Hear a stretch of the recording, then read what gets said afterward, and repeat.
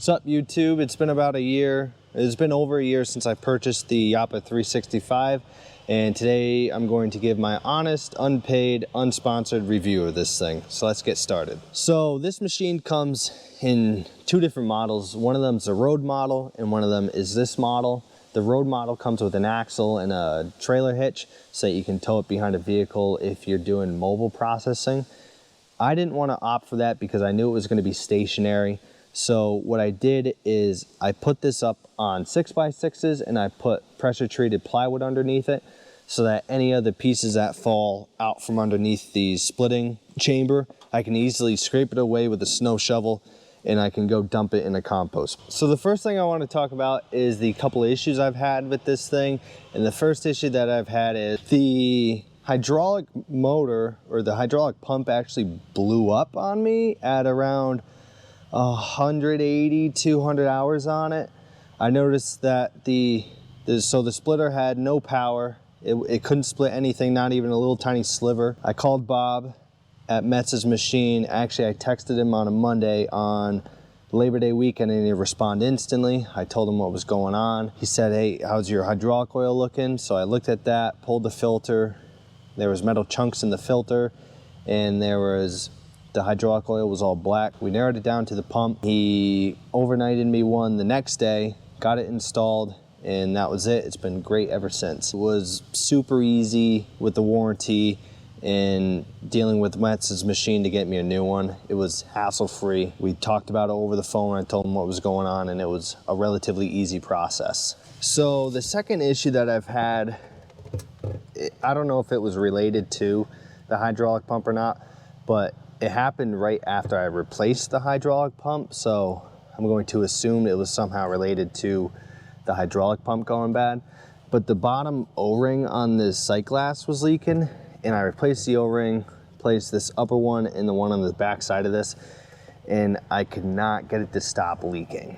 So I ordered a new one, got it replaced, and it hasn't leaked since. Probably took me 20 minutes to figure out how I was gonna attack it, but after I figured it out, it probably took me an hour overall to change. It's a Honda GX690, and all I gotta say, it's a Honda motor. They speak for themselves. They're tried and true, bulletproof, and I'm really happy that this processor comes through from the factory with a Honda motor on it. I've had absolutely no problems with it, and I know that I'm gonna have no problems with it, and that makes me really happy. A lot of people look at this processor and think it's really small for its size and it can't handle much because it can only do a 14-inch log. But what impresses me about it is that this is a log splitter motor on a processor that can process logs. And you put the logs on and it'll cut and split it to whatever size you want, up to an 8-way wedge. I think that really speaks for itself. And I think that really speaks for itself because a lot of people look at it and think it's too small, but for a lot of people's operation, this size machine is honestly quite perfect. And it's small, quiet, compact, takes up little footprint, and I think it's quite perfect, honestly. So when this machine came to me, it had this gas tank on it. This is a 6-gallon boat gas tank, and it'd run for about 2 cords, and then it'd be kaput, it'd run out of gas and have to run to the gas station and fill it up. So what I did is I looked online for a bigger gas tank, and I found the same exact brand as that smaller one, but this is a 12-gallon tank, and it'll split about 4.5 cord on it, and I fill it up once a day. It'll run all day. It's got the same plug as the little one. So all I did was I set it right on here, plugged it in, and I haven't taken it off since. So one thing I kind of wish they did better is telling you what you can put on the machine. One thing I think that should be standard on these machines is a speed controller for the conveyor. I had the machine about 2 weeks. I noticed that the wood was taking flight off the end of the conveyor. It was literally taking flight and getting launched into outer space. Again, I called Bob and asked him if there was something that I could put onto this motor that would slow down the flow. So he came up with a solution. It was this speed controller, and all I did was I unscrewed the adapters for the quick connects, and I took this box here and it bolts right onto the motor with 3 Allen cap screws. And then you screw the adapters back in and you put the hoses back on, and it's just a little knob on the bottom that you unscrew to go up in speed, or you screw it in to reduce the speed. And I like the speed to go at a crawl because when I'm working by myself, I want to be able to look on the conveyor and see if there's any pieces that got by and need to get resplit. But when it's going at full speed, you can't catch up. By the time you notice that the wood needs to get resplit, the wood's already taken flight off the end of the conveyor. So I kind of wish that it came with that from the factory and I knew about it before I bought it, because I would have bought it with the machine had I known about it. I wish they had a longer sliver piece separator, this little table grate. I noticed that I split a lot of seasoned split wood and it's very slivery and the bark is always falling off, and this table clogs relatively quick and easy. And then I have all this debris going up the conveyor into my firewood, which I don't like. So I think if it was just a foot longer, I wouldn't have any issues with it. And I think it would help make the wood a lot cleaner. So this machine came with an 8-way wedge, which I've only used for that one video on seeing what this processor can do. I haven't used it since that video. It really makes a lot of kindling wood, and it's not really for the wood that I split. Next up is this 6-way wedge.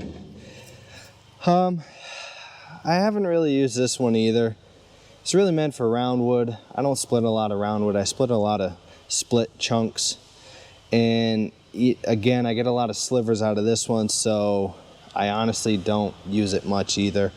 Unless I set aside a lot of round wood and I run all the round wood through at once. Other than that, I don't really use the 6-way wedge. So next up is a 4-way wedge. This is primarily what I use. It'll pretty much split any kind of wood that I put through it. I have to resplit maybe 15% of the wood that goes through here. And all I do is when I take the bigger pieces and I make sure that the bottom side are pieces that I don't need to resplit, and I'll take this piece and I'll pull it over and I'll resplit it. And all I got to do is pop the hood, and the hood's got a shock on it and it's super easy to pop open. I thought it was going to be a pain in the butt to pop it open all the time to adjust the pieces that I got to split, but it's honestly not that big of an issue. Next up, I want to talk about the hydraulic saw. It's got a hydraulic down pressure knob where you can screw it. When you got a sharp chain on there, you want to back it off a little bit so that it doesn't come right down into your wood and stalls it. Learn to use it properly, and I honestly have the down pressure up all the way, and I slowly feed into the wood, and if I need more pressure, it's there, and if I need to back off, I can back off a little bit. I noticed that if I adjust it on the go to what the sharpness of the chain is, I eventually have to keep adjusting it up, and it just became a pain in the butt. So I just keep the pressure up all the way. So to change out the chain, there's two 13mm bolts and a 14mm Allen set screw that adjusts the tension on the chain. When I ordered my machine, I got 6 extra chains with it, and I haven't gone through a single one yet. The bar and chain oil, super easy to change out. Just a rubber band there, and you take this jug off, unscrew it, and you fill it with bar and chain oil. You don't need to run anything special in this. I just buy it from Tractor Supply when it's on sale. I buy about 10 gallons at a time, and I've gone maybe through 10 gallons with this thing so far, so it's pretty good on bar and chain oil. With the length adjuster, I noticed, so I split everything 16 inches, and I had this set to 16 inches. And I noticed if you have crooked pieces, you know, sometimes they ride down or ride above it. And I noticed that my wood was finishing out to be about 16.5 inches. So what I did to combat that is I just backed this up 1/2 inch, and now everything finishes to be about 15.75 to 16 inches. For the table, the reason I got this table is because the distance between these two motors is 4 feet. And I get a lot of tree work wood, and they usually cut it really short because they're always having to drop a certain amount of weight at a time that their ropes can handle. And I needed the table to be spaced enough to where it could take my smallest piece. So that's the reason I went with this table. And I added this piece of metal in here because with a 4-foot piece, when it comes down, it sits right in between these two motors. And I noticed that it was kind of a pain because it'd be sitting, you know, one end here and the other end on this roller. And when I started rolling it, this end would fall off and the piece would fall in these hydraulic hoses. And it's kind of a pain. And I watched a video on one of their other tables that was an 8-foot spread. And I saw that they had this piece in there. So I figured I'd just, you know, cut a piece of plate out, make it fit, and I was gonna see what happened. And honestly, I haven't dropped a single piece off this table since. It's been the best decision I've ever made. As for the table, I'm super happy with it. It does everything I needed to do. When I'm loading a piece onto it, I keep these two rollers and the infeed belt rolling, and I slowly tilt these stopper bars, and usually it brings the piece nice and easy on, and when the piece hits the rollers, it's kind of moving a little bit, and it doesn't get caught up on the rollers and it'll roll right into the processor. One thing that you're gonna need with this processor is some kind of a cant hook. This is a log right. So what I do is after I get it onto the infeed roller, sometimes it gets caught with straight round wood. You don't need it. This kind of split logs that I do. So sometimes I need to hook it and I'll pull it right in. When you're splitting these logs down, you got to make sure that they're small enough to go through here. Because even if they look small enough to go through here, split it again because it's not. One thing you're going to need for this machine is a sawdust extractor of some sorts, whether it's just a tube coming off the back dumping into a wheelbarrow, or you can dump the wheelbarrow into a pile. What I did is I got an adapter piece from Amazon. I tapped it into the back of this sawdust chute, and I got this hose on Amazon, and I had an old sawdust extractor that I got from my cousin, and that's what I use. It just runs off a generator, and that's more than enough for what I do. I need to empty the sawdust basket about every 7 to 8 cord, but it keeps this area nice and neat, and you can easily walk around the machine without having a pile of sawdust everywhere, and it keeps the sawdust away from you so you're not breathing it in. So with the conveyor, I got a 14-foot conveyor with this, and it folds up nice and neat into the machine. And when I didn't have the speed controller for the conveyor, by the time a small piece gets to here that I got to take out, I'd be running up to the end and I couldn't grab it. It'd fall into my baskets. I have to dig into the basket to get it out. What I do is I dial the speed right down to where I can look at the pieces coming out from the table, and I can pick them out and I can resplit them. And what I'll do is I'll reach through here, flip it back up into the splitting bin, and I'll resplit it there. And that works out really good. So I want to talk about this hood because I think a lot of Americans look at it and say, you know, that's a pain in the butt lifting that thing all the time. You know, the American processors, they don't have these on it, and you're right in front of the splitter and the saw, and honestly, that's quite dangerous because if something goes wrong, you're right there in the middle of the action. What I like about this machine is it's got this cage hood on top to where you can look at what's going on inside of there, but you're not in the middle of it. You're off to the back. You got this layer protecting you. That's super helpful when it comes to safety. You know, a lot of my pieces will land a little crooked in there, so I got to lift it and adjust them. And I thought it was going to be a pain to where I'd have to cut a section of this out so I wouldn't have to lift it every time. But when you're cutting these pieces and you're looking at that saw blade going down, it's honestly quite scary. And I'm glad that this is here, because if it wasn't here and it was open, I wouldn't want to go anywhere near this machine. But when you got the saw down and it finished cutting, by the time you lift the hood to here, the saw is stopped. It's not going anywhere. You can come in here, reach around.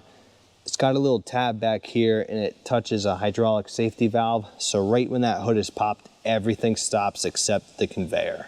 So now everybody's wondering, was this machine worth the purchase? And I've got to say yes. This machine has done everything I've needed it to. It's done more than what I've needed it to. It processes the logs that I need it to. It's easy to use, easy to maintain, easy accessibility to the stuff that you've got to access to maintain it. You know, some people might say, oh, you know, the hydraulic pump blew up. That's a big issue. You guys have seen that Kubota excavator in some of my videos. We ordered that brand new from Kubota, and at 1,700 hours, a blade on the turbo broke off and it destroyed the whole motor. We had to put a brand new motor in the thing at 1,700 hours, and it was out of warranty, and Kubota covered it, parts and labor. And I think that's a pretty stand-up thing that Kubota did for us. And Japa was no different. When I called Bob, he said, yep, we'll cover it, no cost. And you know, I think what really speaks of a company is not necessarily how they build things, but how they deal with issues that come up. And it was super easy getting the problem fixed, figuring it out. And I think that's huge when it comes to a company, when you can call up their dealer and you can talk with them and they can talk back with the company and you can get your problem figured out on a weekend, on a holiday. And I think that really speaks highly of a company. So overall, I'm super impressed with this machine. It's given me very little trouble. It's been super easy to use. It was a little bit of a learning curve just because I've never had a firewood processor before. So I wasn't sure if I wanted to spend a lot of money for one of those big $60,000 processors. So I kind of changed my perspective on things, and I knew I had access to equipment, and I knew I had a lot of big firewood. So I ended up buying the wood screw along with this to where I could take those big massive pieces and split them down to that, and I could run them through a small processor. You know, it's a very well engineered machine. I think that's tried and true with a lot of European equipment, like my log trailer over there. That thing's 15 years old, and the only thing that we've done to that is we replaced the telescoping piston in the log arm.